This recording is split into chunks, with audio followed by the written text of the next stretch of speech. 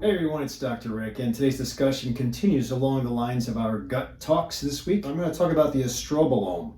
The estrobolome is a group of bacteria that exist in the gut, the microbiota that we've been talking about this whole week, and it works to either decrease or increase your estrogen levels. And in many cases, the aging male or female will have challenges. For women, it would be hot flashes, acne, moodiness, weight gain, muscle loss. And for men, it would be gynecomastia, excessive fat, sometimes acne as well. But either way, there's supposed to be an even keel, whether you're a woman or a man. Now, women have a challenge of every month you have peaks and troughs. Men usually are just straight on, and they decrease their total estrogen and testosterone as time goes by, slowly. Women, it's an undulating level, and then suddenly, bow, you hit menopause, and it's like gangbusters. Those of you who can't lose weight, even if you're cranking out 5 to 6 days at the gym and eating just a morsel of food, it could be because your estrogen is off. Now, there's 3 big hormones. There's estrogen, progesterone, and testosterone. Also, a small hormone called dihydrotestosterone. But for the purposes of our talk today, we'll try to keep it with testosterone and estrogen, and a little bit on the DHT. So the idea is that we're supposed to make those hormones, especially when you peak in your adolescent years, and hold steady until about 40. Now, if you have massive disease, meaning obesity, IBS, depression, high stress, diabetes, you might tank that level quicker than the average person. With all the chemicals that are out there in food products, especially meats with their own hormones, the cattle that are raised nowadays have been grown very quickly and in confined spaces. So if you can get free range, better off. But if you can't, understood, but I would really decrease the amount of meat, just because of that fact that you're going to have antibiotics in there and you're going to have hormones in the meat, unless it's been tested, and I don't know anybody that can test it or afford testing. Just assume that the beef that you eat and the pork that you eat and the chicken that you eat probably has a little bit of hormone in it. But bottom line is you have to take into account you might have your own hormonal issues, whether too high or too low, and the food that you eat will add to that. So that it's already a tough burden for most of us. And if you put more burden on, it just makes it impossible mountain to climb. That's pretty decent, but it's 63 pages on dihydrotestosterone. So the value of dihydrotestosterone, for those of you who suffer male pattern baldness, alopecia areata, hair thinning, whether you're male or female, there's been a lot of links to elevated DHT levels adding to the thinning or the speed of thinning.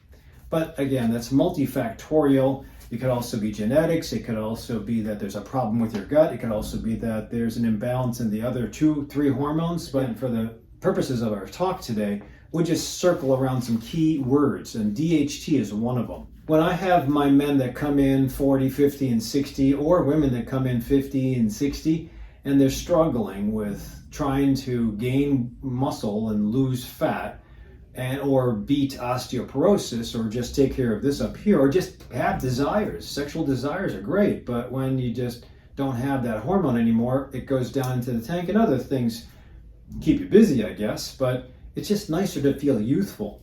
So I don't want you to think that you're just going to use hormones for feeling youthful. I would use hormones temporarily to give you the boost and the energy you need to get into the gym, to get to do that run or swim or ride, something that'll stimulate muscles to respond. If you have limited hormone and you're postmenopausal or postmenopausal, and you do invest because you've retired and now you have time, well, it's going to be tough to get lean body mass to grow. So lean body mass is usually muscle, and it's also going to be tough, the opposite, to get fat to leave. And that's always been the problem, because the more fat you have, the more estrogen you make, because fat tissues love to create estrogen. Not only do men have estrogen just a little bit, women always have a lot of estrogen until they reach that peak. But if you're obese or overweight, that extra fat that you carry will also make more estrogen, which is a terrible cycle. However, there's ways to maximize on the efforts that you are putting in to get to longevity. Two of the things that I give to men will be testosterone in cream form or testosterone in injection form. And these, again, are temporary. Once we document that my guys for specifics have decreased libido, increased fat, decreased energy, and no muscle, or very bad lean muscle. Even with the efforts, hopefully they've been driven to maximize on their exercise and then take the fuel or food that's needed to support the exercise. But if we've maximized on all that, helped with sleep, and we still have a problem, then I would attack the estrogen and testosterone and progesterone imbalances temporarily until you can get through the gauntlet of plateauing. Plateauing is when you put a lot of effort, you lose a little bit of weight, and then you're just stuck. You can't move it any further. And I think that's because it's multifactorial. You might beat one factor, but you haven't taken care of the root cause. You can kind of sidestep the root cause and go straight to max dose. Again, this is physiologic dose. This is not going to be anabolic steroid dose, just to get you youthful. If you've ever seen a 20-year-old go to the gym, not everybody gets big and massive quickly, and I don't mean massive like bodybuilder mass, I just mean lean. Not everybody gets that, and I have a lot of women that say, I don't want to get big. Well, guess what? Spending a year in the gym will probably not get you big, but at least it'll help you burn fat, and that's what we want. The more fat you burn, the more muscle you build, the leaner you are, usually the more mobility and independence you have, that leads to longevity. When you lose your independence, that's the beginning of the spiral downhill, because you have to depend on other people to feed you, take you around if they're available, protect you, clothe you. And I want people to be mobile and independent on their own. And I think exercise is going to always be that. Now, if you just walk, that's okay. In fact, just for a self-promoting plug, I am taking a group of people to Bryce Canyon in April, and I am inviting everybody, mostly my warriors, my patients that belong or subscribe to my care, Herbal 411. But if you are a subscriber, please, you're more than welcome to follow us on our journey, maybe meet us at Bryce Canyon. However, it should be a kick-ass trip and a vista that will be a bucket lister. And these things daisy chain me every year to keep me engaged. Otherwise, I'd be too busy. I got to start a practice. I have to do moonlighting. I have to raise my grandchild now. And I got to take care of my nuclear family. So the problem is there's always going to be things that keep me busy. And I can always rationalize, I don't have time to exercise, but I'll feel it after a while. And then when I get back into exercise, it's like, oh, that is painful. And I have soreness. So I really try to maintain. Plus, there's a lot of beautiful things with exercise that give you an endorphin high and an enkephalin high. It's almost as good as opium. So those two hormones stimulate parts of the brain that opiates do. And I don't like opiates, but I do like exercise, and why not? I think that it's important to maintain youthfulness even when you're not youthful anymore. So I'll push it as hard as I can till as long as I can. The idea, again, is to maximize on what we can use with science to help you maximize your physicality and your nutritional efforts. All that investment that you're doing, you'll see it pay off. There's nothing more discouraging than investing all that time and effort and blood, sweat, and starvation that you're going through, then nothing happens after 3 to 6 months. And you might need some guidance. And by the way, don't go back to the routines and protocols that you relied on before if they never helped you. If they only helped you temporarily, you lost 20 to 30 pounds in 3 months before, and then you gained it all back. If you attempt to initiate that same cycle again, you probably won't be able to hold your success. So try to do something different. Seek out one of us, or seek out a very good nutritionist and somebody that has gone through the gauntlet, and it might save you some time so that you'll not get too discouraged. Continuing with our talk, there's something again about this microbiota that we have. It's touted as being 1,000 to 4,000 different species that exist in the gut, and then 3 trillion to 300 trillion bacteria in here that really serve a function of modulating inflammation, repair, and your own hormones.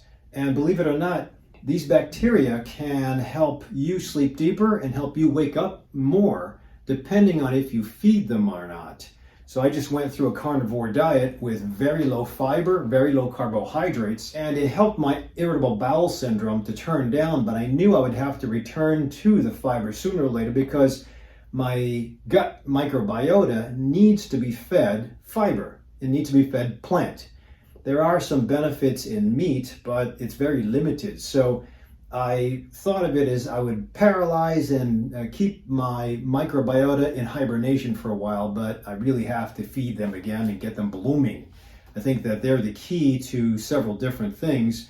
It's not just a bacteria helps save and helps you get rid of your gas and poop. It's not just that. There's many other things that bacteria do, including helping your immune system, repairing muscle, taking care of hormone elimination. And that's what we'll talk about now, because you don't want too high a hormone and you don't want too low a hormone. Then guess what helps you? This group of bacteria that's considered, I think, another organ system. So this is a paper talking about the estrobolome. And that was a cool name that somebody gave to the specific bacterias that work to either reabsorb estrogen in your gut or poop it out. But bottom line is that not only do the bacteria help with getting rid of your native estrogen, especially if you don't want high estrogen peaks, but all those food products I just talked about, whether it's meat or soy that's genetically modified, can also give you more estrogen. Those estrogens, those phytoestrogens, those xenoestrogens that you might eat from your food sources can also get reabsorbed and affect you, especially breast cancer. If this microbiota is working properly,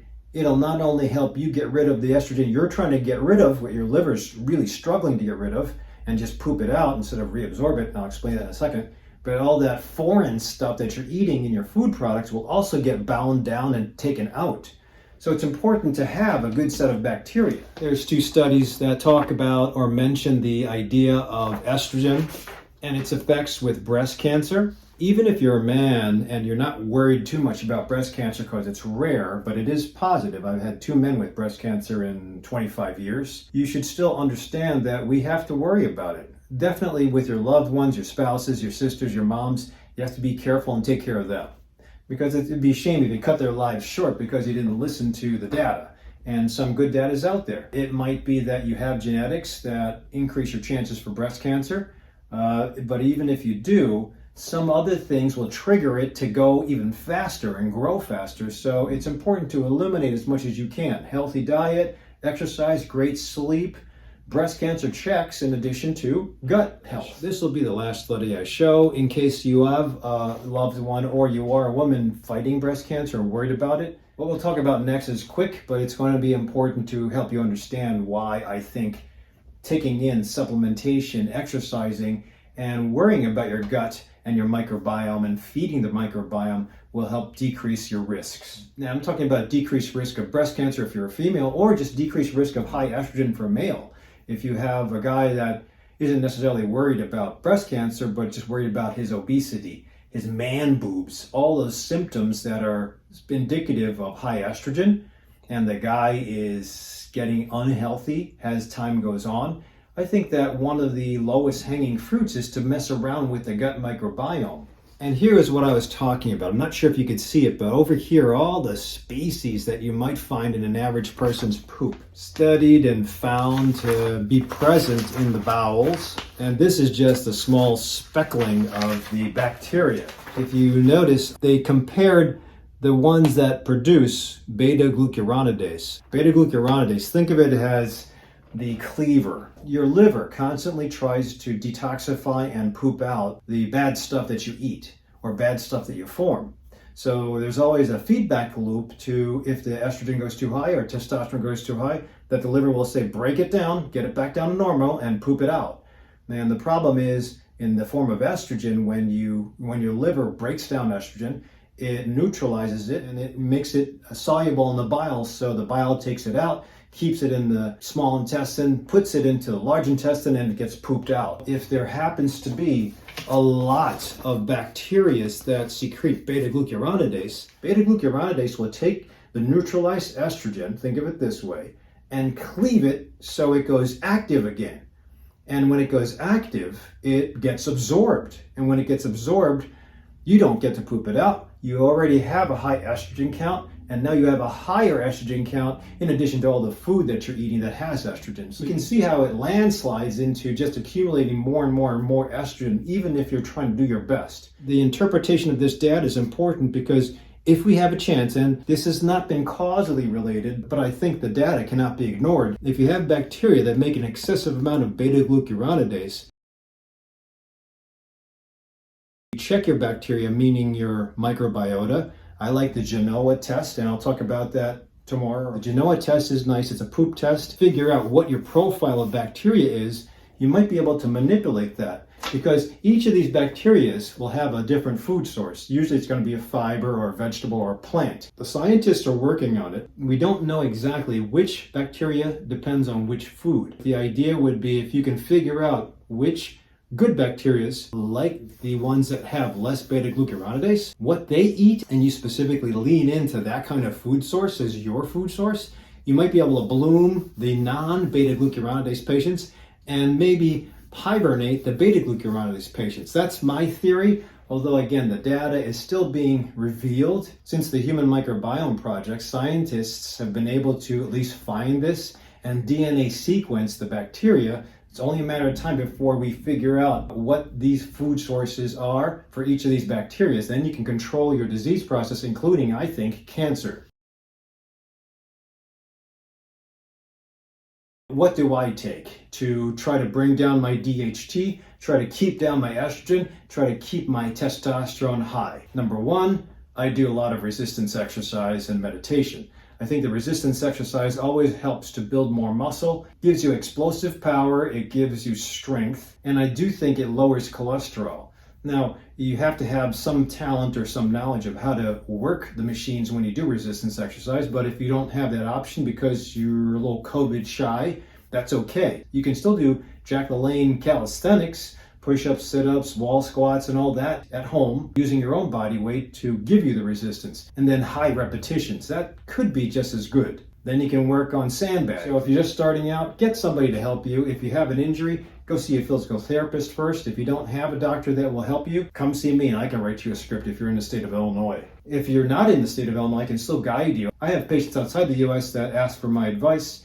I do coach them on how to live a healthier life and hopefully have longevity and less disease. My most important thing, whether I'm plant-based or carnivore diet, is always to have protein. The dominant signal in the food should be protein. Protein stimulates less insulin production than carbohydrate. Carbohydrate is the worst. Well, actually, sugar is the worst, which you shouldn't be doing sugar. And check out my video on Aaron and acne. You should try to keep your processed carbohydrates to a minimum. Whole food, plant-based meals are probably best, but you have to learn how to cook those things. There's ways to learn that if you're not too stressed out, because if you're stressed out, then you have no time for anything and you'll make any excuse in the world to just have fast food. But the idea would be high protein dominant signals, especially for breakfast and for lunch. If you're an intermittent faster, God bless you. Both of these protein supplements are plant-based. This is my favorite. It's vanilla flavored by Now Foods. This is one that I liked mostly because it had a label on the back as far as the type of amino acids. And there's one particular amino acid, I've talked about this before, leucine, and it is thought that if you take in 2,500 milligrams of leucine per dose, that signals muscle to be developed. I would always try to have a wide variety of different amino acids, and you can do that with plant-based. You just have to have a different selection of different plants in one. If you just go with soy, you might be missing a couple of the amino acids you need, especially for leucine signaling. If you go with meat, it always has everything, but then there's other problems with meat or whey. Always check out the nutrition label for how much you put into your milk. I usually use almond milk, and with the lowest amount of sugar I can find. I try to get the scoops doubled so I'll have more than the usual. An average container gives you 30 grams, I'll go for 45. The other thing I'll do is creatine. So the data with creatine at first was thought to be dangerous because it might lead to kidney damage. Again, somebody's picking on the kidneys all the time, but creatine monohydrate has not been associated with kidney damage. In fact, if you've ever taken this, and I do this all the time in powder form, I put it in my shake, but if I don't have the powder, I'll take the capsules. I'll usually go for about 3 grams. I found that if I go 4 to 5 grams, which used to be the old school way to do it. You load up on a couple of days, then you back off a little bit. I would have muscle cramps just by stretching. I'd have my rectus abdominis cramp. If you need a little pickup before an exercise routine, please don't reach for Red Bull or those sugary drinks. I think they're just going to turn off the positive response that you're getting with your exercise. If you're going to do anything, one option is D-Ribose. This is what I use for my fibromyalgia patients. It's actually a sugar. If you can get past the glycemic index, it has a powerful action where it stimulates the mitochondria to work a little bit better. Or just take energy as far as caffeine. You have to be careful with the amount of caffeine. I found this at Mariano's. It said keto on it, and it has a whole bunch of anhydrous caffeine in it, and it's for 79 cents. You get what you pay for. Sorry, I don't even know this company, but I wouldn't be shooting for this. I'd rather have you just get an espresso coffee. And I know it's a little bitter, but I'll wake you up. And finally, I've done videos on arginine ornithine as amino acid stimulants for muscle development. I always take that as an additional action to stimulate muscle signaling. And because I have IBS, I use this. So this is a product that one of my patients had told me about, and it helped her patient who had a positive ANA. ANA is anti-nuclear antibody, and that's not a good thing. She was able to reverse her ANA. I've seen it happen before just by changing around your food sources, which she has done. She also started this, which is essentially humic acid and fulvic acid. Both are acidic and they're used commonly in soil. Farmers know this all the time when you want to get the fields ripe again and ready for planting, because it works to prep the soil for the bacteria and the fungi that are going to be growing in the soil. I think that is the way I would hypothesize it helps the bacteria in the gut also establish a good anchor. And finally, I use DIM. It works to decrease the conversion of testosterone to estrogen, keeps the estrogen down, and it might work indirectly to support the microbiome to help poop out the extra estrogen and keep your hormones balanced. Trying to get good sleep, I usually will rely on cannabis, and I can't have alcohol anymore because it's sugar, carbohydrates, and the cannabis I use just makes me sleep, and it's just enough. And that's pretty much what I take. Consider consulting me for ideas about how to use cannabis if you're not sure what to do, or if you're having problems with getting to sleep, because if you're exercising but still fragmented sleep, that's not going to serve you. So hopefully this gives you a couple of ideas to talk about the gut and those little bacteria that I mentioned. It's important to acknowledge the scientists that did all this great information with the Human Microbiome Project, but the next video I talk about will be on the specifics of how to feed each of these bacteria. If you haven't subscribed to me, think about subscribing. I put out videos all the time. And if this helped you, give it a thumbs up and put comments down below on what you use for your exercise routine or what you use to keep your hormone levels in balance. Otherwise, I'll see you at the next video. Thanks for watching.